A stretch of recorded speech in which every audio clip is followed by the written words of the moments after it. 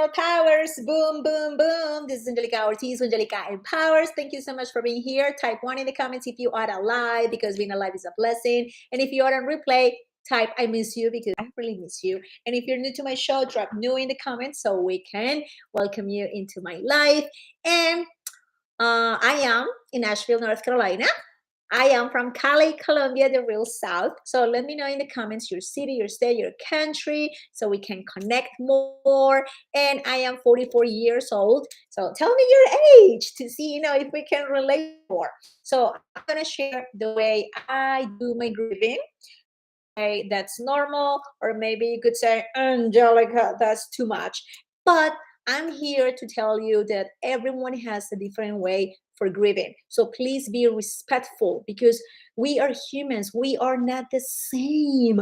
Like, we have so many different things here and here. So when you see someone that is not doing the same thing that you're doing, respect that. So I'm going to show you mine. So I was raised by my grandma. My mom was there, but my grandma was there too, and she was, she spoiled me too much. So my grandma died when she was about 82 years old. She got really sick, died in the hospital. My grandmother never wear like rings or earrings, nothing, no jewelry at all. She didn't have any money. And sometimes you see, oh, my grandma, left me this ring, and you thing because it's from grandma. And for me, my grandma used to have this blanket, all the time with her. And she lived in Cali, Colombia. So that's really hot. We didn't have AC at home. She was not using a fan either. But she was like, I need to be warm. And she was using this blanket every single night. So when she went to the hospital, she stayed there for a month, and she used this blanket. So when she died, she was covered in this blanket. And I was like, I need that blanket.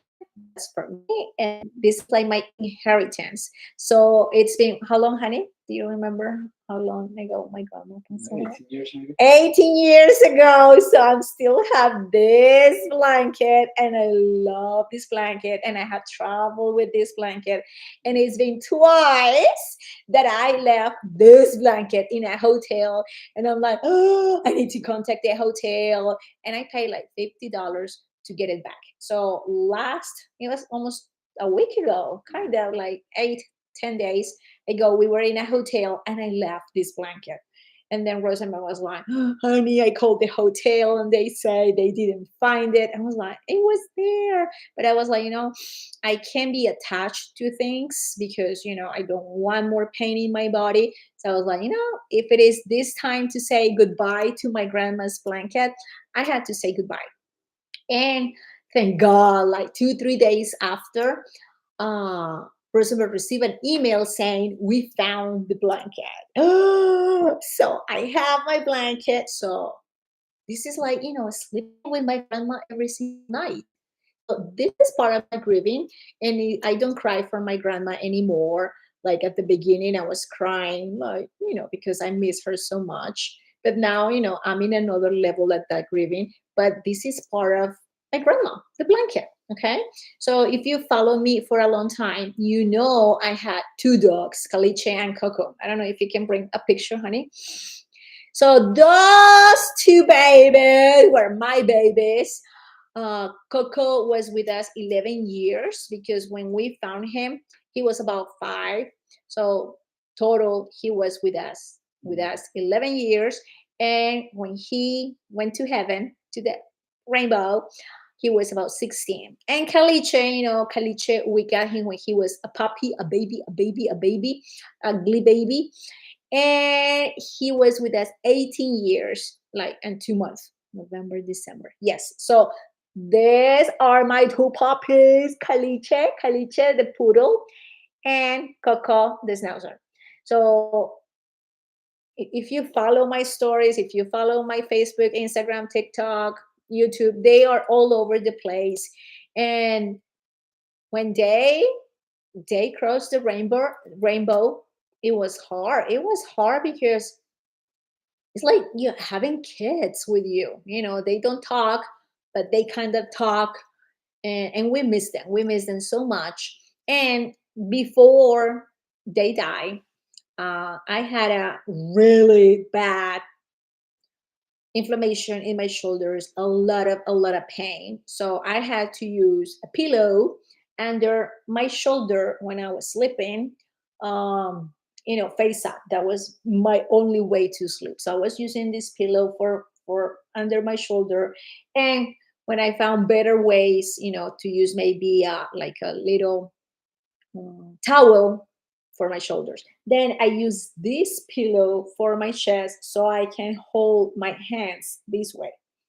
So I used this pillow for months. And then when Coco died, my Coco, this the schnauzer, I said, hmm, I think I can use one of his t-shirts to get into this pillow. So I did it. Okay. Rosenberg was freaking out. He's like, that's too much.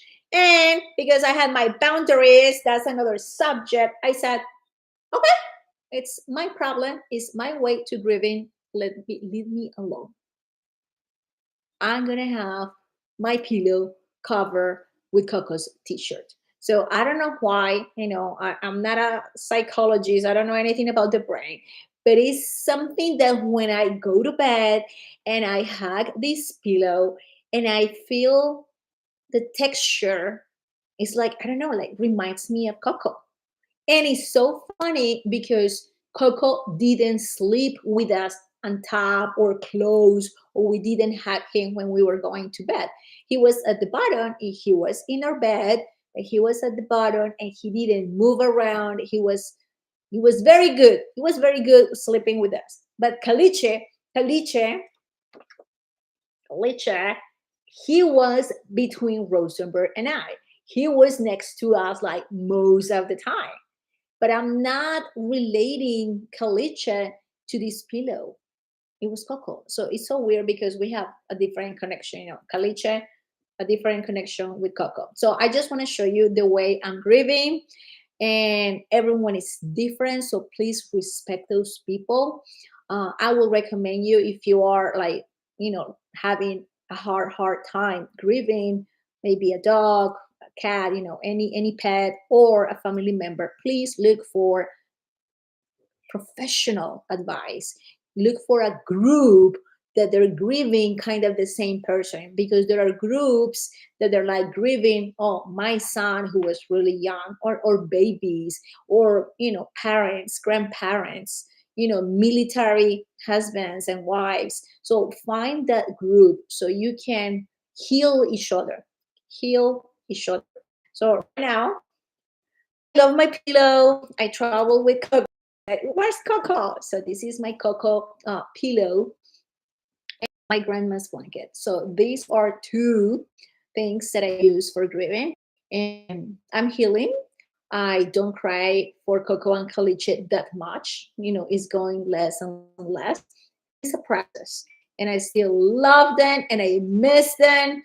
But you're gonna find other doggy parents that they're crying. They're crying probably every time that they talk about them. So I'm getting strong, but still I show my emotions. I cry if I need to.